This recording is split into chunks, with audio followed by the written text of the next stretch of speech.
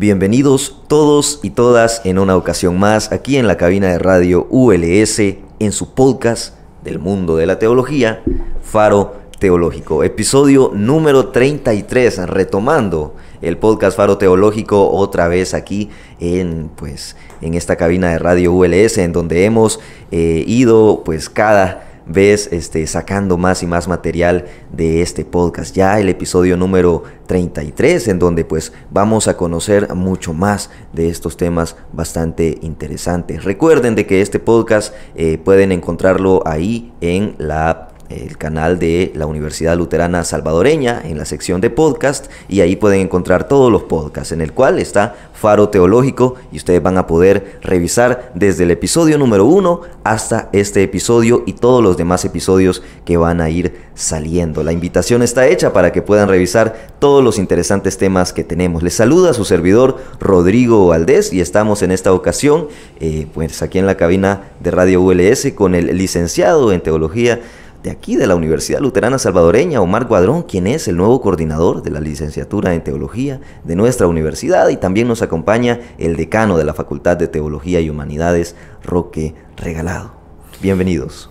Bienvenidos y bienvenidas a esta comunidad virtual, ¿verdad? Habría que pensarlo de esta manera, ¿verdad? Nos reunimos cada cierto tiempo a través de esta ventana teológica que nos ofrece la Universidad Luterana Salvadoreña, en la tarea de ir creando teología, ir creando reflexión ante la realidad, ¿verdad? Es una tarea de la academia el poder dar reflexiones, ideas, luces ante la realidad que nuestra sociedad afronta. Así que sean bienvenidos. Estamos reiniciando este año 2025 con estos podcasts que nos dan siempre cápsulas de ideas nuevas con respecto a teología. Hoy tenemos la dicha de encontrarnos acompañados con el nuevo coordinador del Departamento de Teología de la Universidad Luterana, el licenciado Omar Guadrón. Sea bienvenido también a esta comunidad virtual, licenciado. Bienvenido. Buenos días, buenas tardes, buenas noches.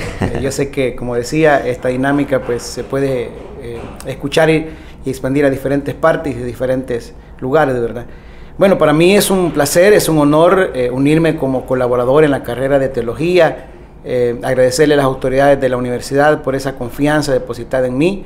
Es también una gran responsabilidad, porque reconozco y admiro el profundo trabajo que realizó el anterior coordinador, el profesor Omar Elenilson Flores. Su legado en esta carrera es inspirador y creo que será un modelo a seguir, ¿no? En lo personal, sé que tengo un camino largo por recorrer, pero estoy comprometido a trabajar con humildad y con dedicación para darle honor a esta posición y continuar elevando sus estándares académicos en la carrera. Así que reconozco que hay una buena plantilla docente en la carrera de teología. Esperamos colaborar en esa trayectoria, en esa formación con los nuevos teólogos, y considero que esas experiencias de los docentes, la de sus estudiantes con su deseo de querer aprender, va a hacer que este proyecto sea un éxito para todos y todas. Así que gracias por esa cordial bienvenida y estamos para servirles. En este podcast, el licenciado Omar Guadrón nos va a hablar acerca del tema desafiando la violencia hacia las mujeres desde las iglesias, una propuesta para las comunidades de fe, que de hecho es el contenido, es el tema de uno de los artículos que él ha publicado en la revista Faro Teológico, específicamente el tomo 2 de la revista Faro Teológico, que salió apenas este año 2024 que ha pasado. Primeramente nos va a dar el contexto de todo lo referido a la violencia hacia las mujeres, algunos datos, y posteriormente nos va a presentar esa propuesta hacia las comunidades de fe. Bueno, sí, quiero en primer lugar comentarles que el tema de la violencia hacia las mujeres o otros grupos vulnerables es una realidad que se vive en todas partes, principalmente en los países latinoamericanos, donde es tan evidente el tema de la violencia contra las mujeres. Y quisiera comenzar haciendo como una definición bien básica con respecto a lo que es la violencia contra las mujeres y cómo se manifiesta. Podemos definir que la violencia hacia las mujeres es cualquier acto basado en el género que cause daño físico, sexual, psicológico y como ya lo dije, pues puede ocurrir en el ámbito privado como también en el ámbito público. Puede ser perpetrado por cualquier persona, puede estar inmerso ahí el tema de familiares, parejas, amigos, incluso desconocidos, y desde la perspectiva de nuestro artículo, incluso líderes eclesiales. Por lo que considero que es bien importante que se aborde esta temática desde las iglesias. Claro, en este punto, comprender el concepto de la violencia de género no es diferente tanto dentro como afuera de las iglesias, ¿verdad? Por supuesto que no. Bueno, como ya lo mencioné, el problema de la violencia hacia las mujeres es una realidad global. También regional latinoamericano. Según la OMS, la violencia de género es un problema de salud pública con impacto global, ¿verdad?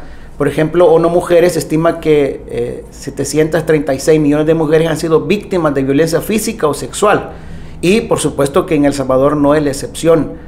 Hay datos del año 2022, tal vez 2023, donde hay denuncias bastante significativas. Por ejemplo, se habla de 24,000 casos de denuncias de mujeres por el tema de la violencia.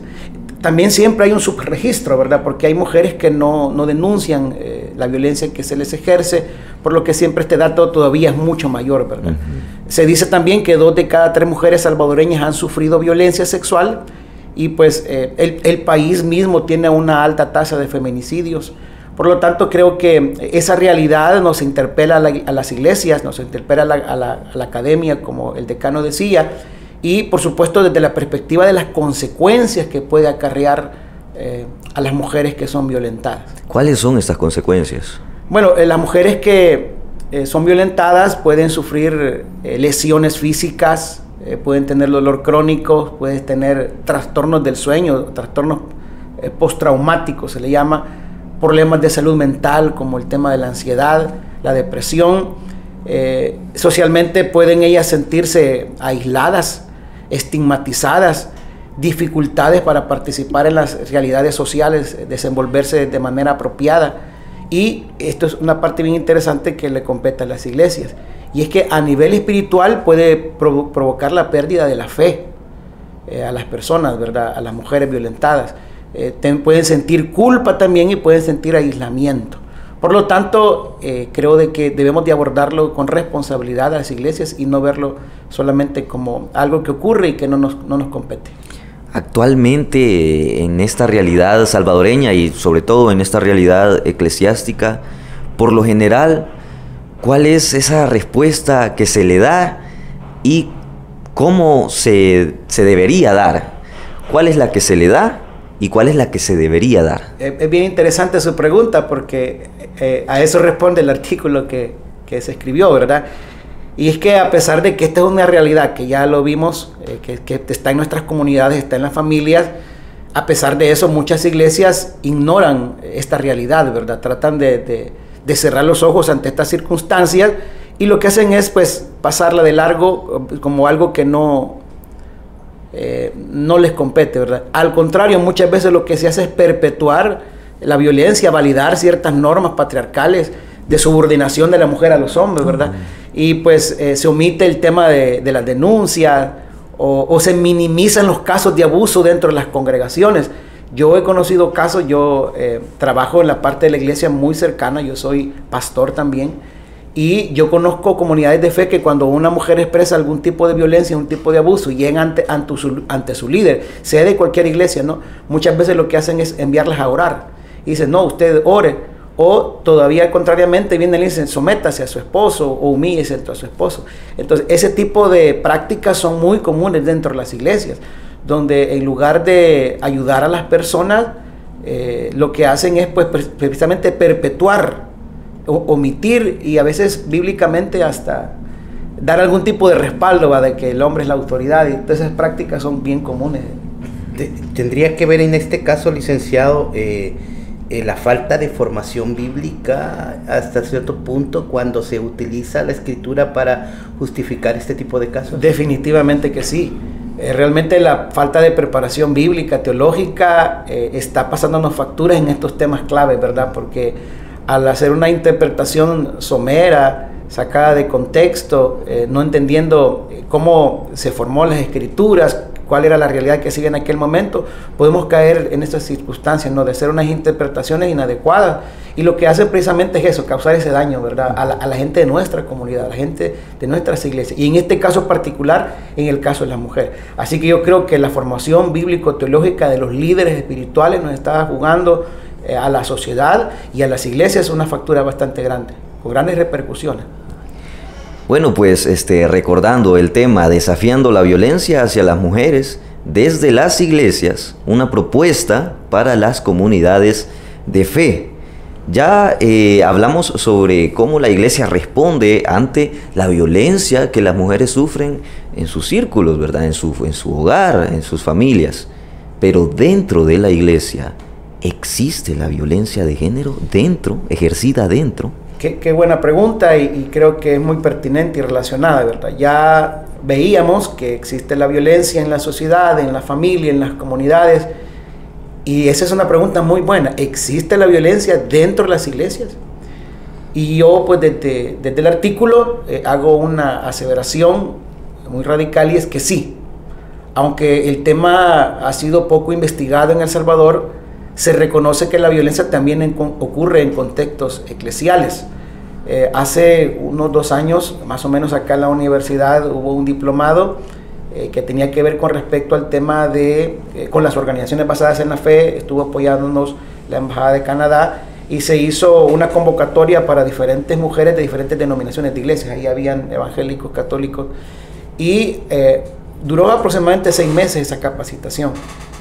Pero nos dimos cuenta a través de las experiencias y testimonios de las mismas participantes que todas tenían una situación en común, a pesar de que venían de diferentes contextos eclesiales, y es que reconocían que había algún tipo de violencia dentro de sus comunidades de fe, todas, casi sin excepción.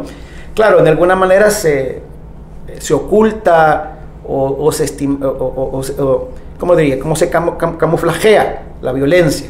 Tal vez no es tan evidente como la violencia física que se da dentro de las comunidades o dentro de las familias, pero en alguna manera sigue siendo violencia.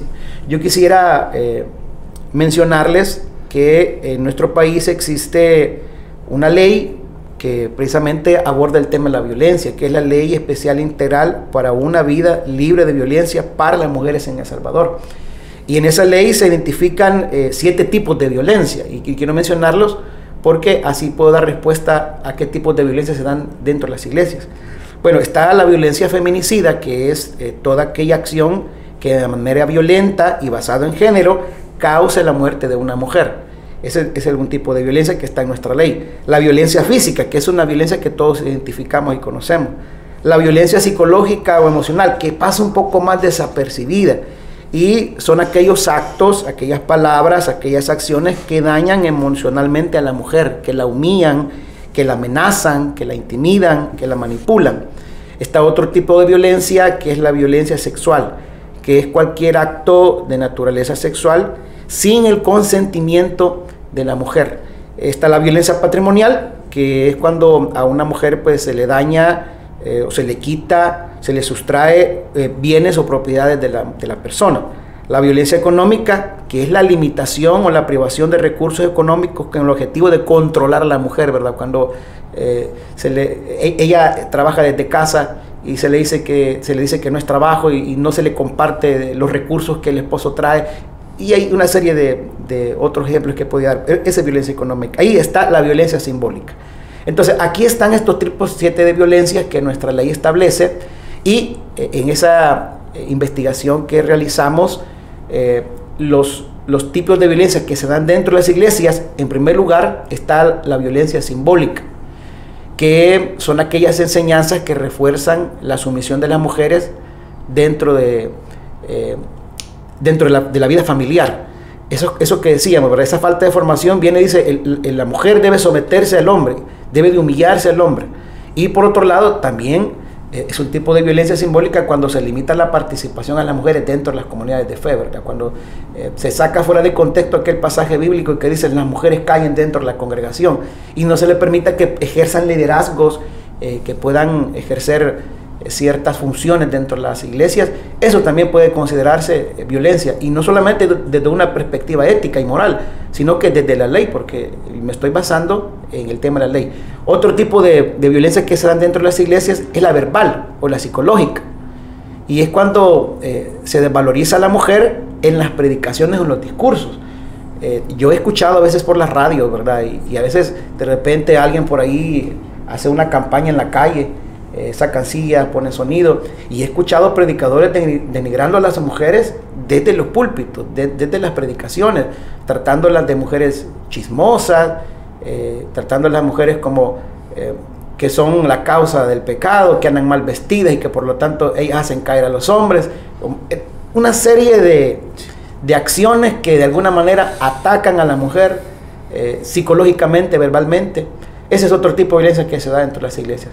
Otro tipo de violencia es el abuso de autoridad, que muchas veces se da dentro de las iglesias, que por ser mujer, el hombre de Dios, digámoslo así, entre comillas, por supuesto, viene y se aprovecha de su posición para, en alguna manera, pues denigrar, aislar o hacer de lado a una mujer. Ahí viene también el tema del acoso sexual, que es una cuestión que dentro de las iglesias se da muy, muy recurrente. Líderes religiosos que acosan sexualmente a las mujeres, tocamientos indebidos, tratos despectivos, etcétera. Eso es abuso de autoridad, exclusión de espacios en las liturgias, en los espacios litúrgicos. Y por supuesto otro tipo de violencia que, aunque esto no está tipificado dentro de la ley, pero es el encubrimiento y el silencio. Cuando un pastor viene y sabe que un pastor, un líder de iglesia, sabe que una mujer está sufriendo violencia y él no hace nada para ayudarle, además de que es, como ya lo dije, contra los principios y valores del reino de Dios y de la Biblia, eso perpetúa esa violencia, permite la impunidad, y en alguna manera, pues, esa falta de denuncia, las iglesias han sido cómplices. Muchos líderes religiosos han sido cómplices. Entonces, esa es la realidad que se vive dentro de las iglesias, aunque de alguna manera se trate de negar. Sí, es importante el enfoque que usted le da al artículo, ¿verdad? Tuve la oportunidad de leerlo, ya que estoy dentro del consejo editorial. Me pareció un planteamiento muy crítico, pero necesario en nuestra sociedad. Lo que pasa es que nuestra sociedad salvadoreña siempre guarda un determinado respeto a las cosas religiosas, y creería que es un falso respeto, digámoslo así, ¿verdad? Cuando una acción religiosa de fe violenta a las personas, a los individuos, debe denunciarse, ¿verdad? Muchas veces en nombre de Dios se cometen tantas situaciones de las que Dios no está conforme, ¿verdad? Y nada más es justificación de actos humanos. Entonces el artículo en este sentido plantea esta situación. Me parece un planteamiento muy serio el que ha hecho usted, una recolección de datos muy concreta, ¿verdad? En este sentido, y es interesante también las propuestas que usted hace, ¿verdad? En conclusión al artículo, que son muy iluminadoras para la vida de las comunidades de fe. Claro, las comunidades, las mismas casas, las familias y de hecho las mismas iglesias, los mismos templos, estas mismas comunidades religiosas son posibles focos, ¿verdad?, de violencia contra la mujer, en donde hay que tener un sumo cuidado. Y ahora vamos a esta parte. ¿Cuál es la responsabilidad ética, la responsabilidad espiritual de estas iglesias? ¿Necesitan estas iglesias esta responsabilidad al ser posibles focos de violencia y al ver de que hay casos de discriminación, violencia simbólica, abusos de autoridad? ¿Esta responsabilidad de las iglesias? Sí, el tema de la violencia hay que verlo desde aspecto macro para ir a lo micro. El machismo está presente en la cultura, ¿verdad? Y ese machismo, esos sistemas patriarcales que están dentro de las sociedades, muchas veces se reflejan en las iglesias, donde persisten las mismas tradiciones, los mismos roles de género, donde se transmite, como ya decía, que la mujer debe ser sumisa a los hombres, a los líderes, pero esa idea contribuye a la desigualdad y a la violencia. Ante esa realidad que hay en la sociedad, la Iglesia tiene una responsabilidad ética, y es que debe ser coherente con los valores cristianos, los valores de justicia, de amor, de dignidad humana, y no permitir que la violencia contra las mujeres se den dentro de nuestras comunidades. Nosotros tenemos eso, no replicar esos patrones culturales, machistas dentro de las iglesias, sino que contrarrestarlo. En alguna medida el evangelio es contracultural, porque se presenta contra los valores del antirreino. Por lo tanto, pues la iglesia tiene necesidad espiritual y ética de responder ante esas realidades. Entonces, necesitamos hacer algunos cambios. Nosotros dentro de las comunidades de fe necesitamos hacer cambios de paradigma.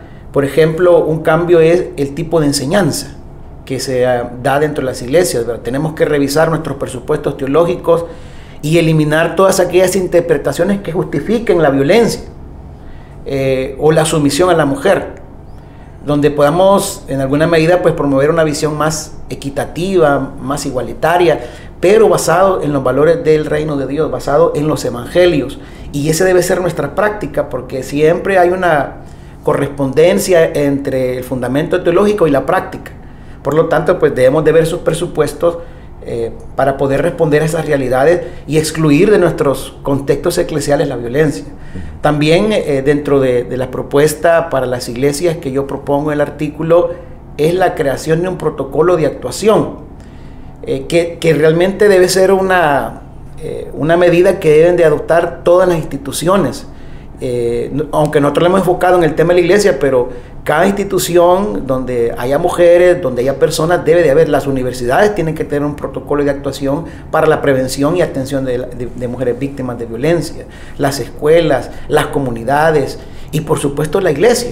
Entonces nuestra propuesta es eso, ¿no? Que para prevenir y atender la violencia se debe de crear un protocolo de actuación donde tenga ciertos elementos bien definidos, como por ejemplo la definición de conceptos como lo que es la violencia. Y como nosotros, todas las iglesias, estamos dentro de una sociedad, nosotros no estamos aislados, somos parte de. Por lo tanto, pues el marco legal que nos va a regir es precisamente las leyes, la jurisprudencia que hay en tal país. Debe de tener ese protocolo, medidas de prevención dentro de la congregación. Debe de haber de ese protocolo procedimientos de denuncia, donde la mujer que haya sentido agredida dentro de la iglesia por una autoridad o por otro hombre, ella tenga a quien recurrir para poder exponer su situación. La iglesia debe también dar un apoyo a esas víctimas, donde no solamente se le mande a orar, sino que en alguna medida hay ese acompañamiento pastoral, donde se le pueda ir, incluso si fuera necesario, acompañarle a los juzgados, ante la fiscalía, porque en las iglesias, como ser parte de una sociedad, hay casos de casos. Hay casos donde existe una violencia psicológica, pero también hay casos donde hay violencia física extrema, violencia sexual extrema. Entonces, el acompañamiento pastoral no solamente va con oración, ni con un apoyo moral, sino que va en un apoyo donde podamos conectar todas aquellas personas que en alguna medida tienen una capacitación en los temas, y poder dar, por supuesto, una consejería especializada, porque quiero decir algo, y siempre volvemos al tema de la preparación académica. Lamentablemente, no todos los pastores están capacitados, no todos los líderes religiosos están capacitados para atender casos de violencia, en el caso de las mujeres, ¿no? Incluso en nuestro país, no todos los abogados, no todos los policías, no todos los jueces pueden atender casos de violencia hacia la mujer. Hay juzgados especializados, hay fiscales especializados, hay consejeros especializados, y dentro de las iglesias, como parte de ese protocolo, debe de tener un equipo sensibilizado, capacitado para atender estos casos de violencia hacia la mujer. Y por supuesto, pues tiene que tener una formación técnica, psicológica, legal y por supuesto espiritual, ¿no? Porque estamos hablando de que todo este andamiaje de protección tiene un fundamento en la Biblia, en los evangelios y en la vida de Jesús. Yo considero que con lo que usted está planteando, licenciado, tanto a nivel de la tradición de las comunidades católicas como de las comunidades evangélicas, que de una u otra manera tienen líderes que trabajan con la gente, yo creo que la institución como tal tiene que tomarse muy en serio, que ya no podemos seguir abordando los trabajos pastorales solo por cuestión de devoción. Así es. O de fervor religioso, sino que ella tiene que asumir una formación muy seria, teológica y humana de sus líderes, ¿verdad? Porque me he percatado que en las iglesias, independientemente de la denominación, siempre hay un énfasis en la formación bíblica, pero de manera apologética, en el sentido de defender las verdades de fe, de cómo las creemos como denominación, pero no hay un énfasis en este tipo de formación que ayuda al acompañamiento de la gente, la formación bíblico-teológica que nos ayude a recomprender el misterio de cara a una realidad, y la formación humana que nos ayude a entender y acompañar las situaciones de fragilidad de la humanidad, de las personas. Entonces yo creo que las instituciones religiosas tienen que tomarse en serio esto. Nosotros, la academia, tal como lo estamos haciendo ahora, ¿no?, tendríamos que estar insistiendo en esto a quienes guían estas instituciones. Fíjese que una de las grandes ramas de la teología es la teología pastoral, ¿verdad? Y pues es una de las que quizás me apasiona, porque precisamente la función ministerial, uno conoce realidades de las personas. La ventaja que tiene el teólogo, que tiene la parte pastoral, es que está en contacto con la realidad de las personas. No se lo cuentan, no lo oye, sino que ahí está acompañando y conociendo. Y precisamente cuando uno tiene esa formación teológica pastoral, uno puede echar mano de todas aquellas ciencias que de alguna manera vienen a ser herramientas, ¿verdad?, de conocimiento y acompañamiento. Como decíamos, el tema de la psicología, el tema del trabajo social. Nuestra carrera, pues quizás una de las cosas brillantes que tiene nuestra carrera acá en la universidad es el tema de que tiene varias materias que tienen que ver con el tema de trabajo social. Exacto. Tiene psicología pastoral, tiene antropología, tiene sociología. Wow, es una de las carreras que tiene una formación pastoral muy integral. Y por supuesto de que esa formación debe ser parte del trabajo del pastor. El pastor debe preocuparse por sus ovejas. Claro. Y pues en ese sentido acompañarles de acuerdo a sus realidades, pero también prepararse él. Debe formarse como líder religioso para poder responder a las realidades de las personas. Como decía, a veces solamente vemos la parte litúrgica, ¿verdad? Pensamos que el líder religioso solamente tiene que presidir el culto, la ceremonia, la misa, pero eso es lo mínimo. Esa es quizás la parte más pequeña. La parte más importante, y la enseñanza del Evangelio y el ejemplo de Jesús, es el acompañamiento del vulnerable. Y ese es el trabajo más importante que hace la pastoral. Sí. El punto de la formación de los líderes religiosos es también bastante relevante cuando se habla ya del estudio, por ejemplo, de la Biblia.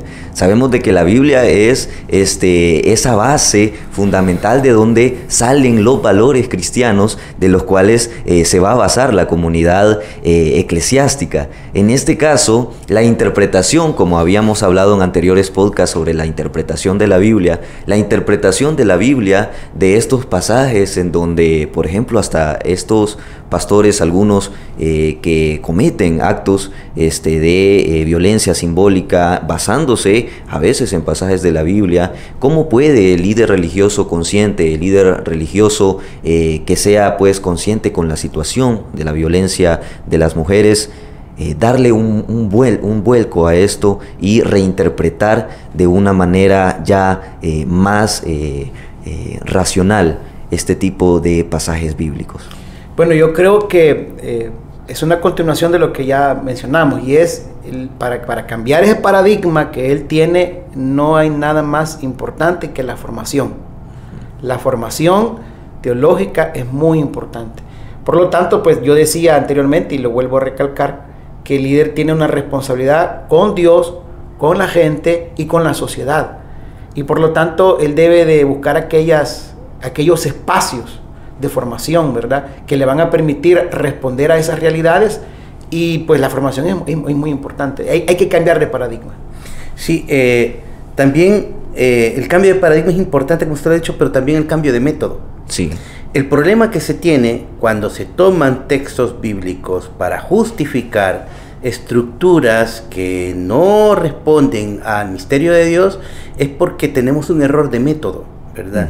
Y cuando en la mayoría de los casos, al menos que yo he revisado con quienes he hablado o he estado observando, es un método apologético que se ha venido trayendo de años, ¿verdad? A eso le llaman tradición, ¿verdad? Porque en nuestra iglesia antes yo lo aprendí así y el otro lo aprendí así porque es un manual que hicieron en el año no sé cuánto, y entonces todos respondemos a ese manual, y eso es lo que le enseñamos a la gente también. Entonces este es un error de método, porque recordemos, como se había dicho en los podcasts anteriores, la escritura tiene que reflexionarse y tiene que interpretarse desde los contextos culturales en que fue escrita y de cara a los contextos culturales en los que la humanidad ha avanzado, evolucionado, ¿verdad? Entonces, en este sentido, muchas veces este método apologético muchas veces tiende a enmarcarse en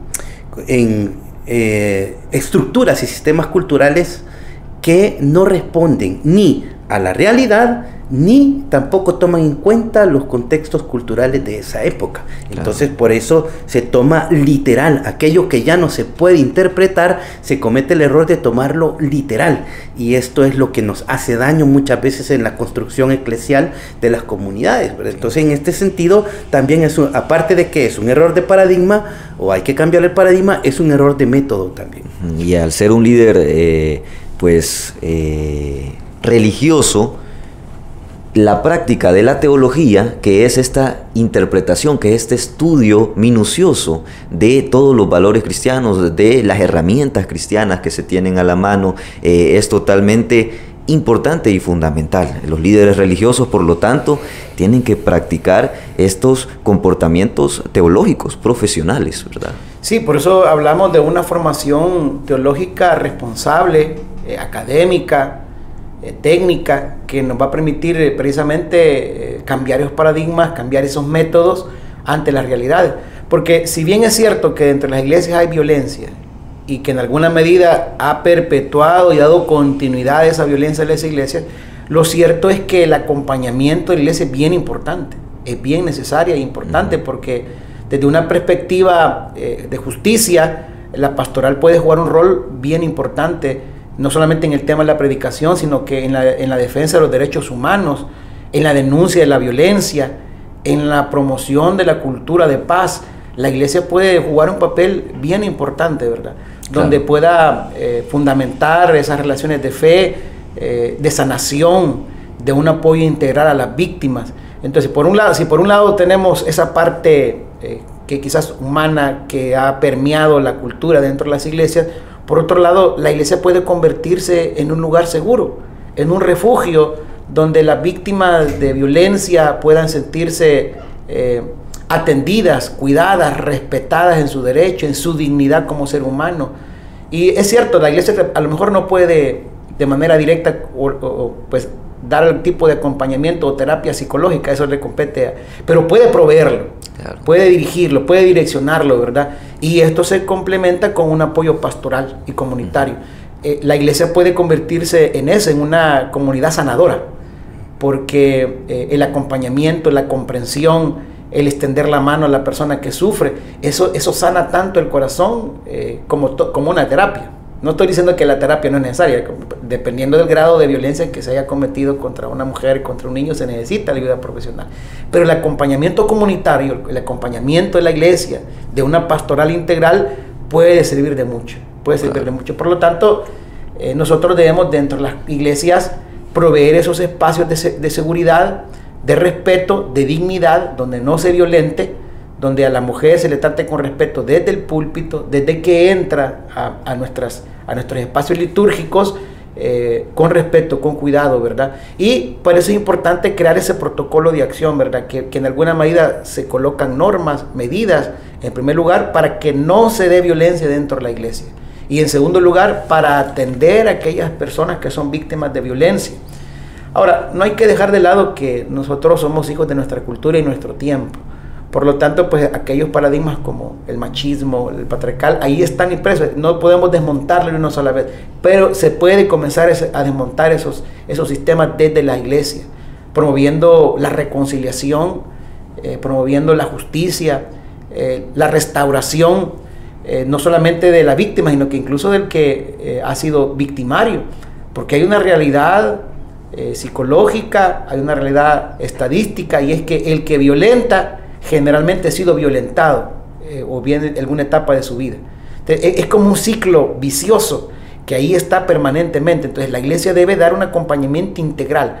Por un lado, la víctima que ha sido violentada, abusada, pero también por otro lado el victimario, que en algún momento él fue víctima, y que por lo tanto nosotros hemos aprendido en nuestra cultura que la manera de resolver los problemas es la violencia. Desde la crianza de nuestros hijos, ¿verdad? Si los hijos se portan mal, ahí viene el cincho, porque así aprendemos nosotros. Si vemos en la calle que alguien no me dejó pasar, no me dejó cruzar, comenzamos a pitarle y se bajan del carro. Nosotros en esta cultura latinoamericana creemos que la manera de solventar los problemas es la violencia. Entonces viene y eso se perpetúa dentro de las iglesias, ¿verdad? Y pues los líderes eclesiales pues queremos imponer la autoridad con violencia. Eso es lo que debemos de desmontar, basado en los valores del evangelio. Entonces yo estoy convencido de que las comunidades de fe pueden ser esas comunidades de acompañamiento, donde construyamos una sociedad más justa, más igualitaria, donde asumamos ese rol transformador en nuestras comunidades, ser agentes de cambio, donde probamos esa cultura de equidad, de igualdad a favor de las mujeres. Es este acompañamiento pastoral que necesita, por ejemplo, en el punto anterior, la gestión a través de comités de prevención, ¿verdad? Comités de acompañamiento que también pongan en este ejercicio el protocolo de actuación. Por supuesto, ese es otro elemento que he agregado en el artículo, y es que a la par de ese protocolo, que es como ese plan de acción, ese manual, a seguir, ese manual, es correcto, debe de haber un comité capacitado, sensibilizado, multidisciplinario. Hoy dentro de las iglesias hay feligreses de diferentes contextos y diferentes profesiones. Entonces, ¿por qué no organizarnos, verdad, con ese grupo multidisciplinario y poder brindar un apoyo, un acompañamiento pastoral? Porque hay algo que hay que entender. El acompañamiento pastoral no hay que tenerlo como el acompañamiento del pastor. No, el acompañamiento pastoral significa esos objetivos, significa esos enfoques que la comunidad de fe tiene. Entonces, aunque la parte pastoral, el pastor, el cura, tiene algo que ver, ¿verdad? Pero no es el todo, es la comunidad, es todo el cuerpo de Cristo, ¿verdad? De nuestra fe. Entonces, la iglesia puede jugar ese rol de tener un comité preparado, capacitado, que dé cumplimiento al protocolo de acción y que en alguna medida pues también que acompañe a las víctimas. Sí, yo creo que también dentro de las iglesias se puede tener un plus en el sentido de que los protocolos de acción no tienen que ser cumplir un reglamento que me pide el Estado para la institución, etcétera, etcétera, y entonces queda pues por ahí archivado, ¿verdad? Sino que los protocolos de actuación pueden ser hojas de inspiración, es decir, manuales que nos inspiren a un estilo de vida, ¿verdad? San Pablo lo dice, ¿verdad? La ley es para el que se porta mal, dice San Pablo.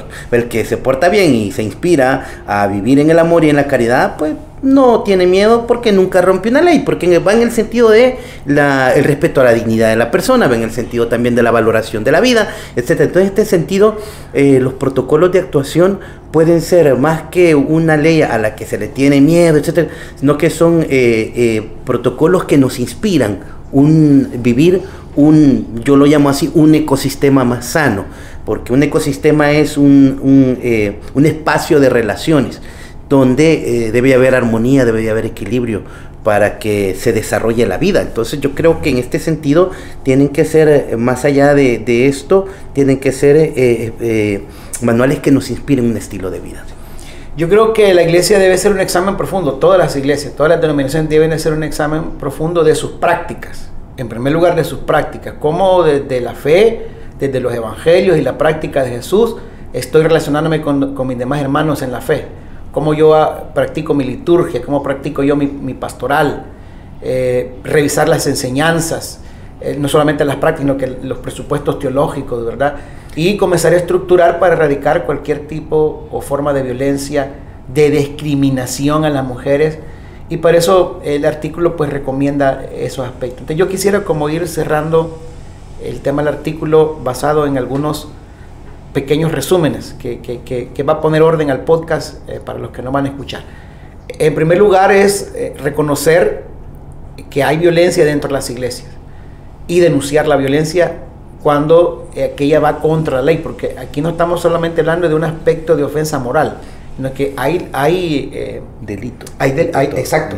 Hay violencia que es delito y que a veces dentro de la iglesia pensamos de que es normal, pero la ley ya establece 7 violencias que se pueden cometer, como el caso de la violencia simbólica, ¿verdad? No se debe minimizar ni se debe justificar dentro de las iglesias la violencia contra la mujer.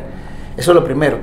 Lo segundo es lo que decíamos, revisar esas enseñanzas teológicas, esos presupuestos teológicos y reinterpretarlo a la luz de los evangelios, donde se reafirme la dignidad de la mujer, la realidad humana, el valor de la mujer, que pues Jesús es el mayor ejemplo.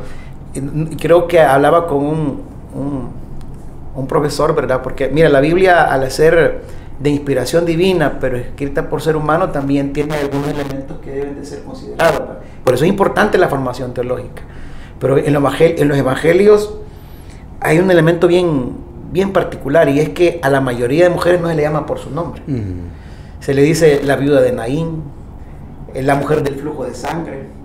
Entonces, aquellos que escribieron bajo la inspiración del Espíritu los evangelios no dejaban de ser humanos e hijos de su cultura, como nosotros también, ¿verdad? Pero viene Jesús y le da dignidad a la mujer y habla con ellas, y los apóstoles se sorprendían porque hablaban con la mujer, toca a una mujer, deja que la bese una mujer. O sea, Jesús rompió paradigma. Ese es el ejemplo que nosotros debemos de seguir de las iglesias. Ponerle rostro a cada mujer, ponerle esa historia a cada mujer, ponerle nombre y reconocer que tiene valor y que tiene dignidad. Por lo tanto, pues ahí es bien importante la enseñanza teológica, Biblia teológica. Tercero, es precisamente lo que hemos venido hablando, crear protocolos de prevención y atención, que son mecanismos claros que nos van a ayudar a identificar la violencia, denunciar y acompañar a las víctimas.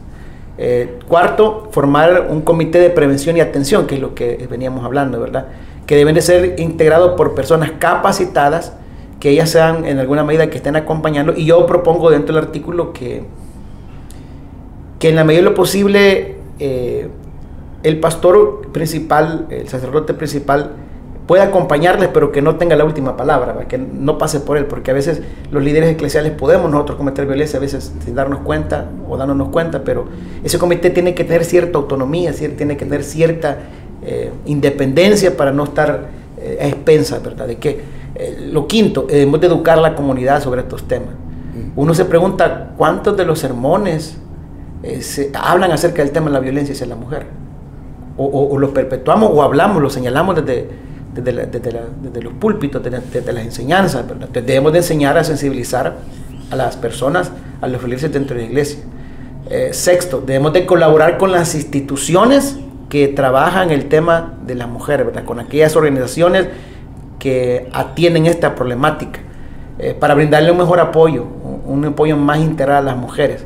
Y séptimo, que la iglesia deba y pueda convertirse en un espacio sanador, donde todos, donde el niño, la mujer, el que ha sido violentado, se sienta seguro, que sienta que está siendo sanado por el acompañamiento de toda la congregación, ¿verdad? Donde le escuchen, donde se le apoye, donde se le respete, donde se restaure su dignidad que ha sido afectado por la violencia. Entonces, en esos 7 elementos yo resumo el artículo, y creo que si Dios así lo permite, pues sea de mucho provecho para las comunidades de fe. Muchas gracias. El artículo en cuestión, Desafiando la violencia hacia las mujeres desde las iglesias, una propuesta para las comunidades de fe, de la mano de el licenciado Omar Guadrón, quien pues en este segundo tomo de la revista Faro Teológico nos ha hablado acerca de este muy interesante tema, y sobre todo con un aporte valioso, una propuesta valiosa para las comunidades de fe. Muchas gracias, licenciado, por darnos estos importantes datos, esta importante propuesta. Yo sé que todas las personas que nos están escuchando desde sus hogares van a tener muy en cuenta esto. También los líderes y las lideresas religiosas que nos estén escuchando van a tener muy en cuenta esto, ya que es una propuesta de mucho valor. nuevamente muchas gracias aquí en Radio ULS, es un honor. Y bueno, pues esperamos de que Faro Teológico siga teniendo nuevo contenido próximamente. Estamos muy emocionados por este año nuevo que se viene y pues estamos preparados, ¿verdad?, para estar aquí con muchos más temáticas. Sí, agradecer el espacio, ¿verdad?, aquí a Radio ULS y recordarles a toda la comunidad universitaria y a todos los que nos escuchan que estamos teniendo ya los devocionales con la pastoral universitaria, que ya es un equipo conformado propiamente de graduados de la universidad, ¿verdad?, o próximos a graduarse. Estamos haciendo el trabajo de los devocionales. Los días miércoles de 9 a 10 de la mañana tenemos la experiencia de la reflexión bíblico-teológica, ¿verdad? Donde compartimos desde nuestra fe los tópicos de la realidad humana, de la realidad social. Así es que están invitados todos, ¿verdad?, que participen con nosotros. También recordarles que todavía estamos en periodo de inscripción todavía, ¿verdad? Si alguno de ustedes escucha el podcast y se da cuenta pues de lo que hemos hablado con el licenciado Guadrán, de la importancia de formarse teológicamente, ofrecemos también acá nuestra carrera de licenciatura en teología, que cubre todas estas aristas de la formación teológica, ¿verdad? Como ya lo había dicho el licenciado Guadrón, no es solo el énfasis en cuanto a lo teológico bíblico, sino también en cuanto a algunas disciplinas importantes para la pastoral, como el trabajo social, como la psicología, como la antropología, que son visiones necesarias. Así es que, para quienes nos escuchan, todavía estamos en periodo de inscripción y podemos nosotros acompañarle en este proceso también de formación. Claramente, y bueno, pues la invitación está hecha. Tenemos hasta el 20 de febrero para que usted pueda venir a inscribirse, a matricularse para salir profesionalizado, profesionalizada en una licenciatura en teología de la Universidad Luterana Salvadoreña.